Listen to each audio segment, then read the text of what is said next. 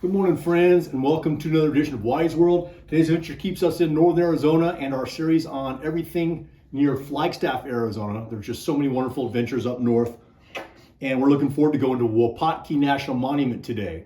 So as always, plan ahead, drive safe, check weather conditions, and we'll see you on the road. Thank you for joining us.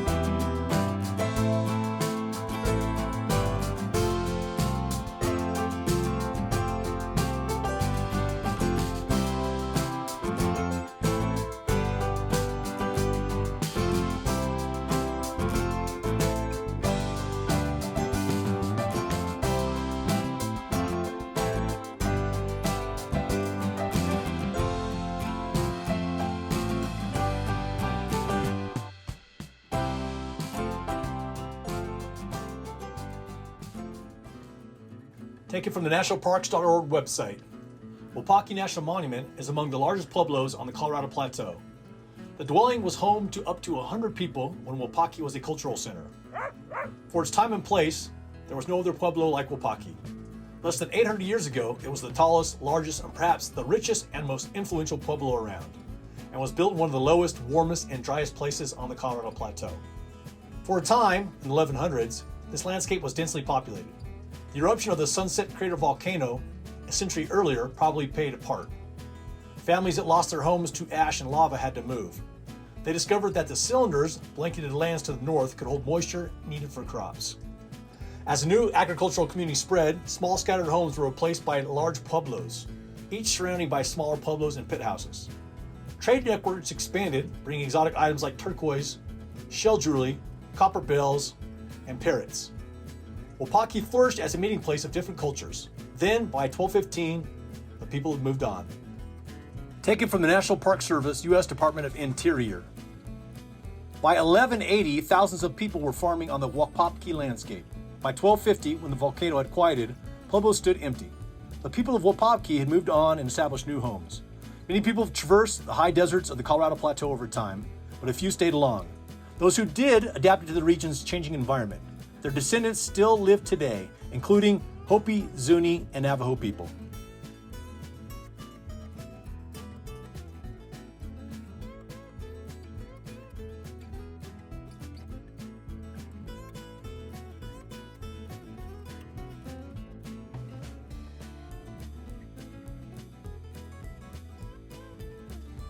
Taken from the National Park Service, U.S. Department of the Interior. Life in a changing landscape. The people living just northeast of now Flagstaff, Arizona, must have been warned by tremors before debris exploded from the ground and rained down on their pit houses. The lava flows and erupting cylinders that followed forced the farmers to vacate the rocky lands they had cultivated 400 years earlier. A few generations later, at Wupatki in nearby Walnut Canyon, families returned to grow crops for another 100 years in the shadow of Sunset Crater. Slowly, plants and animals returned too, some specifically adapted to living on the lava. By the late 1800s, ranching and logging operation sustained the new populations of settling Flagstaff residents. And the memory of the most recent eruption on the Colorado Plateau lived only in stories of indigenous southwestern people. Today, occasional earthquakes still remind local residents that they live in a geologically active area.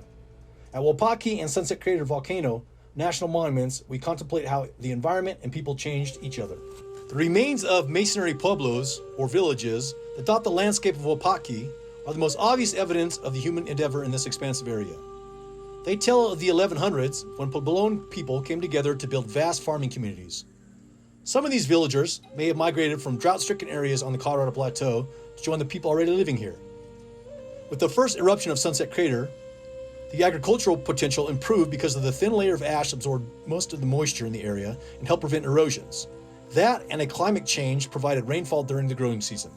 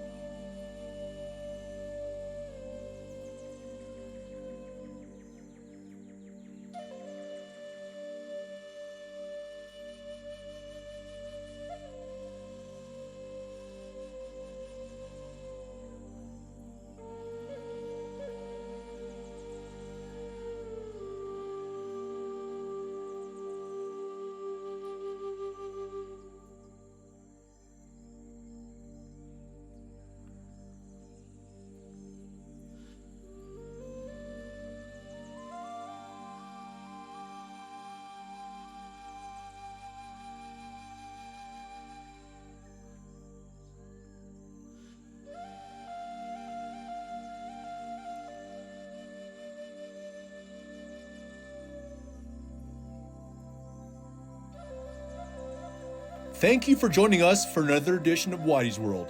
Today's adventure took us to Wupatki National Monument, located conveniently outside of the beautiful city of Flagstaff, Arizona. Please take a look at our other videos, which highlight the many adventures located near the wonderful cities of Page, Arizona and Flagstaff, Arizona. We look forward to seeing our next adventure, and as always, plan ahead and please drive safe.